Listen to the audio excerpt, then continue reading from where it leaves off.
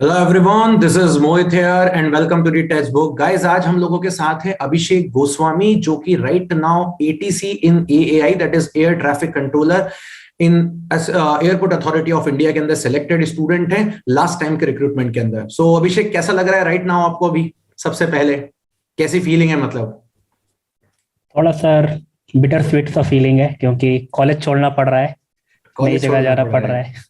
Okay, so Abhishek, सबसे पहले ये बताओ यार कि मतलब आपका एजुकेशनल बैकग्राउंड कैसा है? बिकॉज एक्चुअली कैसा है ना, एटीसी का जो एग्जाम होता है वो हमारे साइंस के ग्रेजुएट्स होते हैं, जो बीएससी वाले होते हैं, वो स्टूडेंट्स भी दे सकते हैं फिजिक्स एंड मैथमेटिक्स में।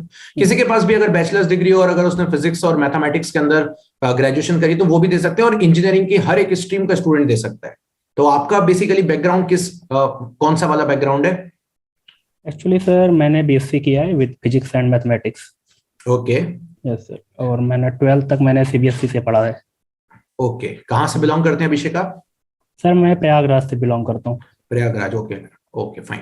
सो अभिषेक, सबसे पहले यार ये मैं पूछना चाहता हूँ, जैसे कि एटीसी का रिक्रूटमेंट जो इस बार है जस्ट अभी आया था, देन वापस से आ चुका है, और स्टूडेंट्स काफी क्यूरियस थे इसके रिगार्डिंग। बिकॉज क्या होता है कि अगर आप एक पर्टिकुलर बैचलर ऑफ साइंस है ना, अगर आप बीएससी फिजिक्स एंड मैथमेटिक्स से, खास करके most of the students BSc physics के होते हैं, तो उनको थोड़ा सा मैथमेटिक्स वाला पार्ट टफ लगने लगता है। और जो इंजीनियरिंग वाले स्टूडेंट्स होते हैं उनको थोड़ा सा फिजिक्स वाला पार्ट टफ लगने लगता है, क्योंकि ट्वेल्थ के बाद वो पूरा छूटा हुआ रहता है।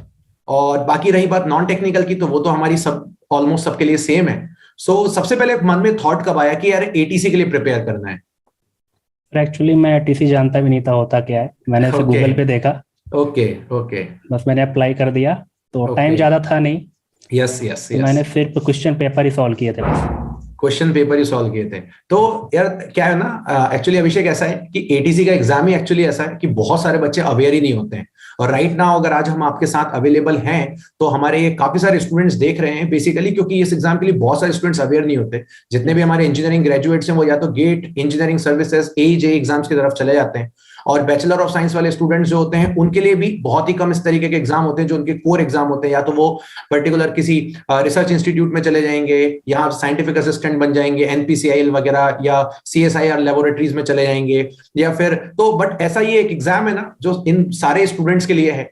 तो मैं यही बोलना चाहूंगा कि आपसे पूछना चाहूंगा यहाँ पे कि मतलब आपको जो प्रिपरेशन का टाइम लगा यहाँ पे, क्योंकि ये एक ऐसा एग्जाम है ना कि गाइस स्टूडेंट्स को मैं बताना चाहूंगा ये इतनी जल्दी हो जाता है। लास्ट 3 बार से ऐसा हो रहा है कि पढ़ने के लिए बच्चों को टाइम काफी कम मिलता है।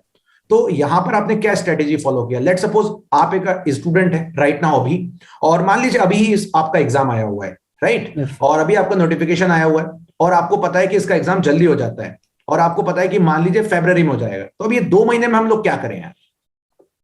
सर, जो मैंने किया था, मुझे हम्म। पता था कि अगर सिलेबस कवर करने गया तो होने से रहा। यस। तो बिल्कुल। मैंने क्या किया, पास्ट ईयर के क्वेश्चन पेपर देखा पहले, फाइन। और फाइन। देखा कि मैं कितना उसको कवर कर सकता हूँ, मेरा मेरा लेवल क्या है। फाइन। तो मैंने उससे नाप लिया अपना लेवल, और मैंने पहला एग्जाम दिया तो मेरे आई थिंक 80 के अराउंड मार्क्स थे। ठीक है। तो बस उसमें टाइम मैनेज नहीं हो पा रहा था मेरा। तो मुझे लगा अगर मैंने टाइम मैनेज कर लिया तो हो ही जाएगा। तो मेरा ओके। स्ट्रेटजी यही था कि मैं टाइम मैनेज कर रहा था, ओके। और फिर जो गलतियां होती थी उसके सॉल्यूशन देखता था। ठीक है। तो बेसिकली मेरा फिजिक्स एंड मैथमेटिक्स अच्छा जाता था, वही क्वांटिटेटिव एप्टीट्यूड में कुछ प्रॉब्लम्स थी मेरे को। ओके, तो आप जैसा कहीं बीएससी से बिलोंग करते हैं, आपने बैचलर ऑफ साइंस किया हुआ है, साइंस ग्रेजुएट्स हैं, तो फिजिक्स मैथमेटिक्स पार्ट आपका थोड़ा सा स्ट्रांग था। वहां इतनी दिक्कतें नहीं थी, जो दिक्कतें आई थी वो नॉन टेक्निकल के लिए आ रही थी। Yes sir, actually right. आपने और बोला रिसर्च इंस्टीट्यूट के बारे में, तो मैं भी यस। रिसर्च इंस्टीट्यूट में ही बैठा हूँ। ओके। ओके, कहाँ पे बैठे हैं अभी? अभी सर मैं नाइजर भुवनेश्वर में हूँ। ओके। ओके, तो वही मैं वही बोल रहा था स्टूडेंट्स को कि मोस्टली ये स्टूडेंट्स इस तरफ चले जाते हैं और ये स्टूडेंट्स हमारे इस तरफ चले जाते हैं, तो इसी इन्हीं सारी चीजों की वजह से। बट ये एक ऐसा एग्जाम है जो कि गाइस मैं स्टूडेंट्स को बताना चाहूंगा काफी बेहतर एग्जाम है आप लोगों के लिए। आप डेफिनेटली इन सारी चीजों को कर सकते हो। और एक चीज और अभिषेक, मैं यहाँ पे पूछूंगा यार, टेक्स्ट बुक ने आपके लिए कैसे हेल्प किया? मतलब टेक्स्ट बुक ने आपकी इस प्रिपरेशन के दौरान किस तरीके से हेल्प किया आपको? तो फर्स्ट ऑफ ऑल सर, इसने मेरे लिए एकदम ऑर्गेनाइज्ड वे में सब कुछ दे दिया, नहीं तो मेरे ठीक है। को यहाँ से गूगल करना पड़ता, वहां से गूगल करना पड़ता। ओके। ओके, तो पहले मतलब बात, सभी क्वेश्चन पेपर मेरे को अवेलेबल हो गए, मॉक टेस्ट भी थे। ठीक है। ठीक है। तो उनका लेवल भी अच्छा ही था, मतलब जो फाइन। क्वेश्चन पेपर था उससे थोड़ा सा ज्यादा था बस। ओके। तो उसमें एक तो डिटेल में दिखाता है कितना टाइम आपने किस सेक्शन में लिया, ठीक है। सेक्शन वाइज आपका एनालाइज कर देता है, तो काफी इजी हो जाता है, बस आपको क्वेश्चन पेपर ही सॉल्व करना है। फाइन। सो गाइज मैं स्टूडेंट्स को बताना चाहूंगा according to Abhishek summarize form में कि द थिंग इज कि टेक्स्ट बुक जो आप लोगों को प्रोवाइड कर रहा है वो बेसिकली एक्चुअली में है क्या, सारी चीजें आपको सिस्टमेटिक फॉर्म में दे रहा है। और जब आपको सिस्टमेटिक फॉर्म में हम लोग जो भी प्रोवाइड करते हैं वो इसलिए इतना ज्यादा इंपॉर्टेंट हो जाता है बिकॉज कहीं ना कहीं प्रिपरेशन का जो टाइम है वो भी कंस्ट्रेंट है, वो भी बहुत कम है, और आपको इफेक्टिवली उसको यूटिलाइज भी करना है। तो इसलिए सारी चीजें सिस्टमेटिक फॉर्म में होना बहुत जरूरी है, राइट। और अभिषेक एक चीज और पूछना चाहूंगा कि अभी आप ऑलरेडी अभी आपका ज्वाइनिंग हो गया है? यस सर, डेट दे दिया उन्होंने। डेट आ गई है, मतलब अभी ज्वाइन किया नहीं, डेट आ गई है? Yes sir. राइट, तो कब है, डेट कब है आपकी? ये 9 जनवरी को है। 9 जनवरी। और एटीसी का रिजल्ट कब आया था? ये लास्ट वाला रिजल्ट इसका 28 नवंबर को आया था। 28 नवंबर को आया था। और ज्वाइनिंग डेट कब है? 9 जनवरी। यस। सो गाइज मैं यहाँ पे ये भी बोलना चाहूंगा कि जिस तरीके से चीजें एग्जीक्यूट होती हैं, मतलब बाकी रिक्रूटमेंट को हम देखें और एटीसी के रिक्रूटमेंट को देखें, तो आप देखेंगे एग्जाम फॉर्म आने के बाद, है ना, तुरंत एग्जाम होता है, एग्जाम होने के तुरंत बाद अभी आपको 28 नवंबर को रिजल्ट भी मिला है और 9 जनवरी को आपकी ज्वाइनिंग भी आ चुकी है, राइट। तो ये एक अपने आप में एक बहुत अच्छी चीज है।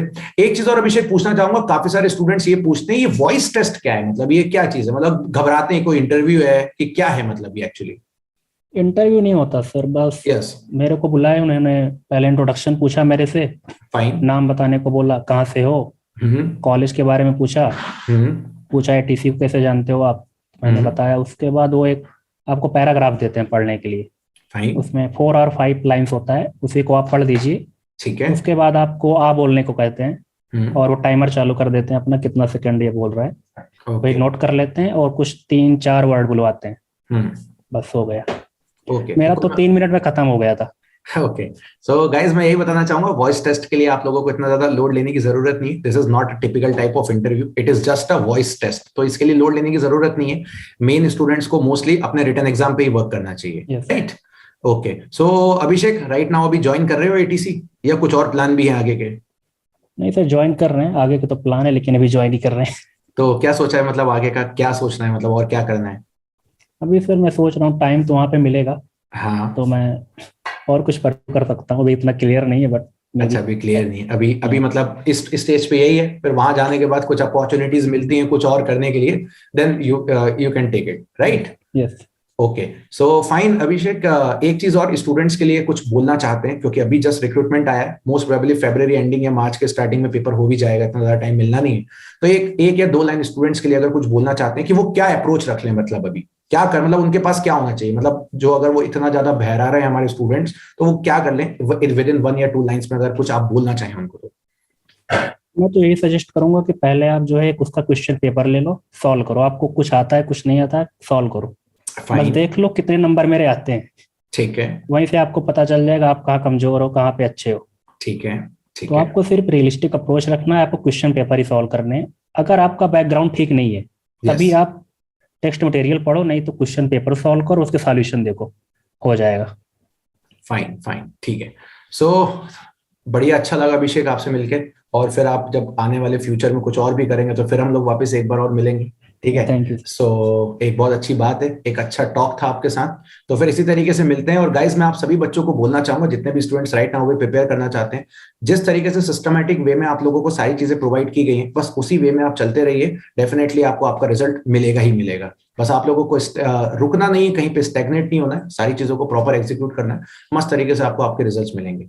सो थैंक यू अभिषेक, फिर वापस से मिलेंगे, जल्दी ही मुलाकात होगी हमारी, and all the best for your next journey जो आप सोचेंगे आगे चल के, ठीक है? Okay, okay, fine, thank you Abhishek.